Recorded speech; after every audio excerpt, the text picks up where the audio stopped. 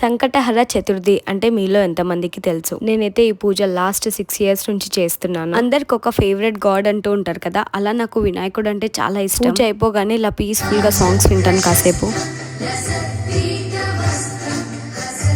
ఆ రోజు నాకు బయటకు వెళ్లే పని ఉండే, ఇంట్లో రెడీ అవ్వడానికి టైం లేక ఇలా కార్ లోనే రెడీ అవుతున్నా. ఆ రోజు అంతా ఫాస్టింగ్ ఉండి ఓన్లీ ఫ్రూట్స్, ఇలా కోకోనట్ వాటర్ తీసుకుంటాను. నాకు ఇందులో వాటర్ కన్నా ఎక్కువ కొబ్బరి తినడం చాలా ఇష్టం. లేత కొబ్బరి. కాటన్ డ్రెస్సెస్ రెడీ అయిపోతే ఫిట్టింగ్ అదంతా చూసుకున్నాను. ఈవినింగ్ టెంపుల్ కి వెళ్దామని ఇక్కడ స్వీట్స్ కూడా తీసుకున్నాను. ప్రతిసారి నేను ప్రిపేర్ చేసుకొని వెళ్తాను, టైం లేకుండే. ఇక్కడ మా మిక్కుతో ఆడుకొని నెక్స్ట్ రెడీ అయిపోయి టెంపుల్ కి వెళ్తున్నాం, నేను, daddy, Sai. One of my most favourite temple ఇది.